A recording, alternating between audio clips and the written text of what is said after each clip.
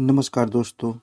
प्रस्तुत है मुंशी प्रेमचंद्र द्वारा लिखी कहानी प्रेम में परमेश्वर। किसी गांव में मूरत नाम का एक बनिया रहता था। सड़क पर उसकी छोटी सी दुकान थी। वहां रहते उसे बहुत साल हो चुका था, इसलिए वहां के सब निवासियों को भली भांति जानता था। वह बड़ा सदाचारी, सदा व्यक्त, व्यवहारिक और सुशील था। जो बात कहता उसे जरूर पूरा करता। कभी थैले भर भी काम न तोलता और न घी तेल मिलाकर बेचता। चीज अच्छी न होती तो ग्राहक से साफ साफ कह देता, धोखा न देता था। चौथेपन में वह भगवत भजन का प्रेमी हो गया था। उसके और बालक तो पहले ही मर चुके थे। अंत में 3 साल का बालक छोड़कर उसकी स्त्री भी जाती रही। पहले तो मूरत ने सोचा इसे ननिहाल भेज दूं, पर फिर उस बालक से प्रेम हो गया। वह स्वयं उसका लालन पालन करने लगा। उसके जीवन का आधार अब यही बालक था। इसी के लिए वह दिन रात काम किया करता था, लेकिन शायद संतान का सुख उसके भाग्य में लिखा न था। पलपलाकर 20 वर्ष की अवस्था में यह बालक भी यमलोक को सिधार गया। अब मूरत के शोक की कोई सीमा न थी। उसका विश्वास हिल गया। सदैव परमात्मा की निंदा करता वह कहा करता था कि परमेश्वर बड़ा निर्दयी और अन्यायी है। मारना बे को चाहिए था, मार डाला युवक को। यहाँ तक कि उसने ठाकुर से मंदिर में भी जाना छोड़ दिया था।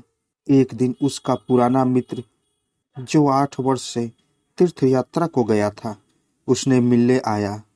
मूरत बोला, मित्र देखो, सर्वनाश हो गया।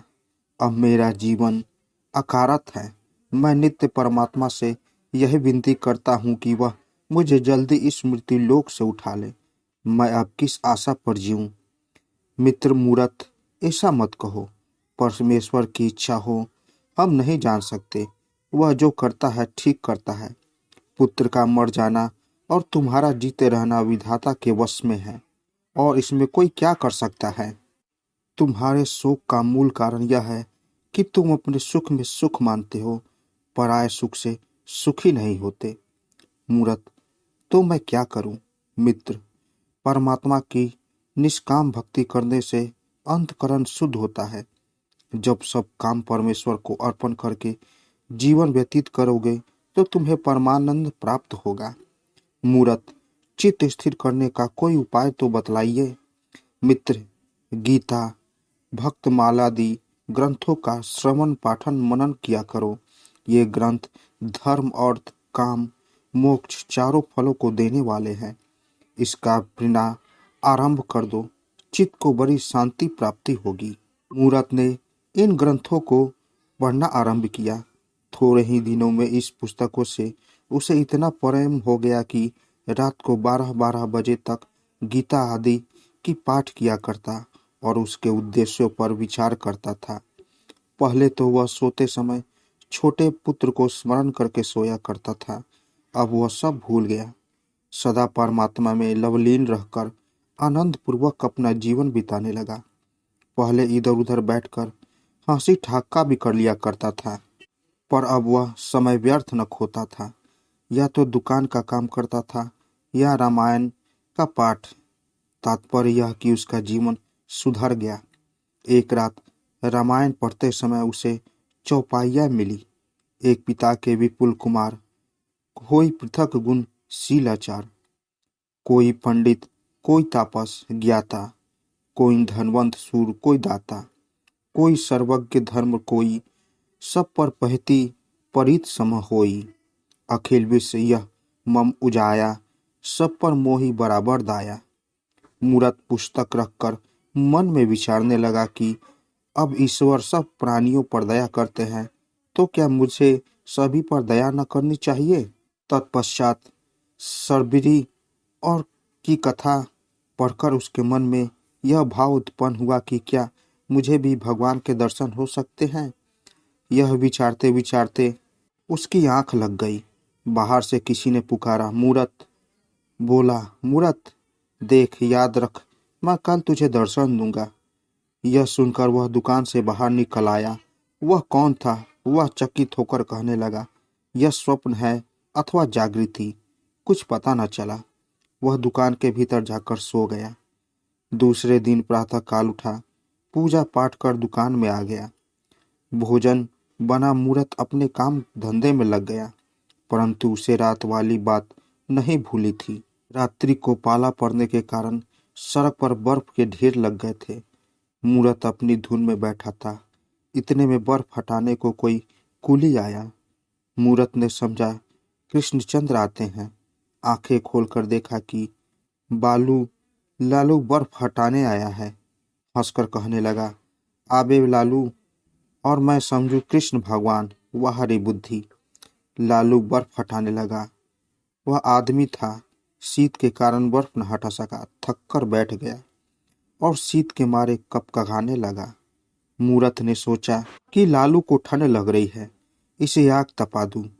मूरत, लालू भैया यहाँ आओ, तुम्हें ठंड सता रही है, हाथ सेक लो।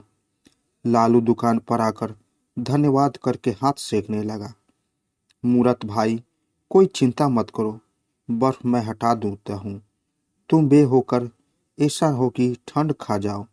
लालू, तुम क्या किसी की बाट देख रहे थे? मूरत, क्या कहूँ, कहते हुए लज्जा आती है। रात मैंने एक ऐसा स्वप्न देखा कि उसे भूल नहीं सकता। भक्तमाला पढ़ते पढ़ते मेरी आंख लग गई। बाहर किसी ने पुकारा, मूरत। मैं उठकर बैठ गया। फिर शब्द हुआ, मूरत, मैं तुम्हें दर्शन दूंगा। बाहर जाकर देखा तो वहां कोई नहीं।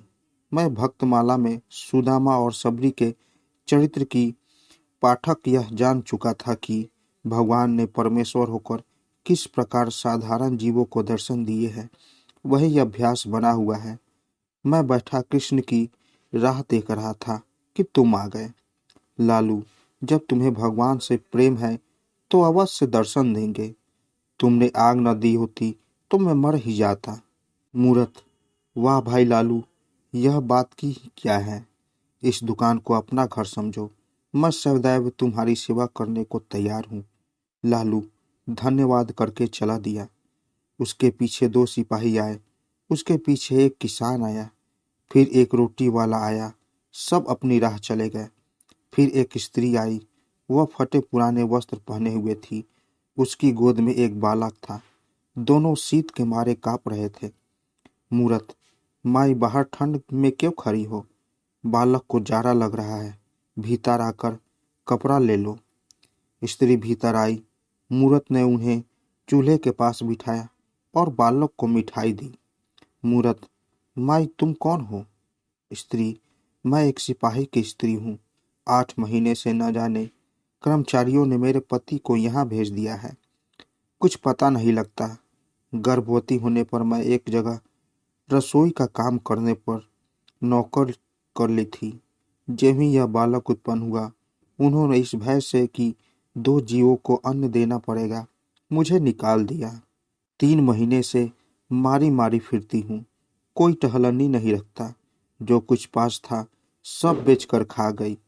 इधर साहूकारनी के पास जाती हूँ, शायद नौकर रख ले।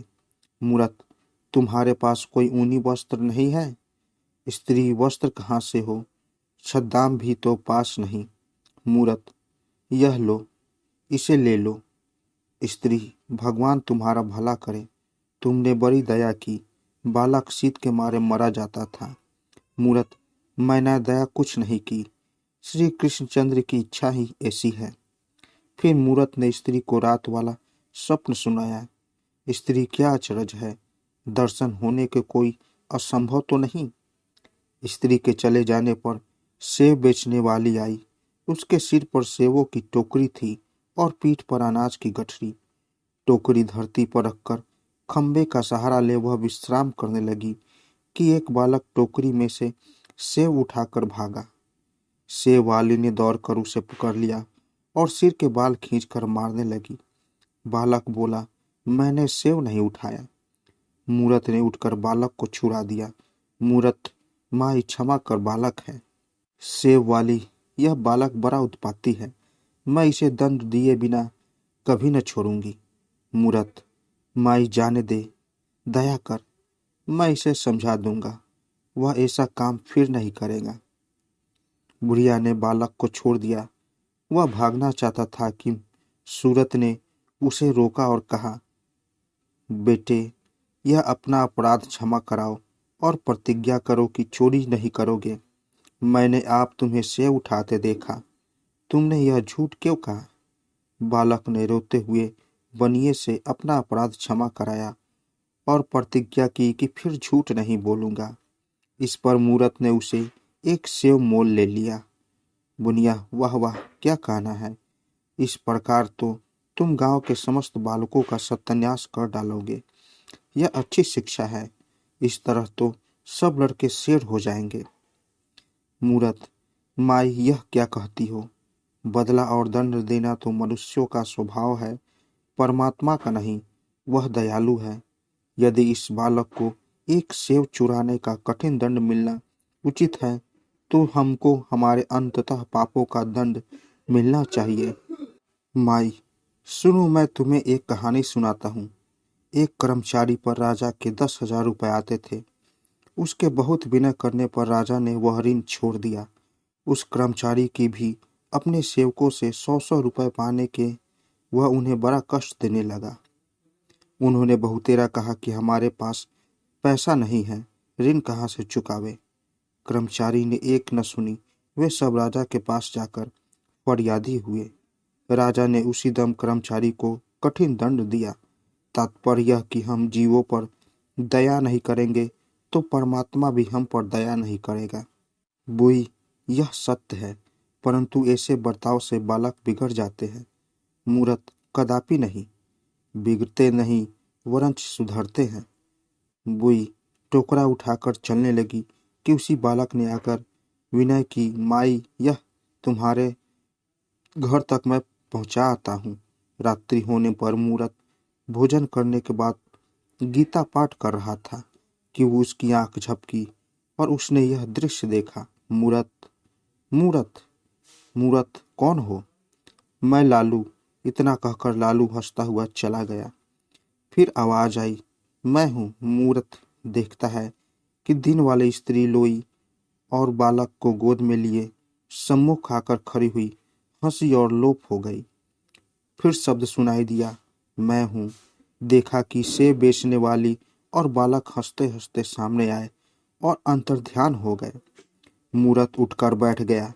उसे विश्वास हो गया कि कृष्णचंद्र के दर्शन हो गए, क्योंकि प्रमाणित मात्र पर दया करना ही परमात्मा का दर्शन करना है। तो दोस्तों, कैसी लगी कहानी? अगर आप लोगों को कहानी अच्छी लगी हो तो मेरे चैनल को ज़रूर सब्सक्राइब करें और साथ साथ बेल आइकन को भी ज़रूर दबाएं, ताकि मेरी कहानी सबसे पहले आप तक पहुंचे। दोस्तों, मिलते हैं एक नई कहानी के साथ एक नए वीडियो में। तब तक के लिए नमस्कार।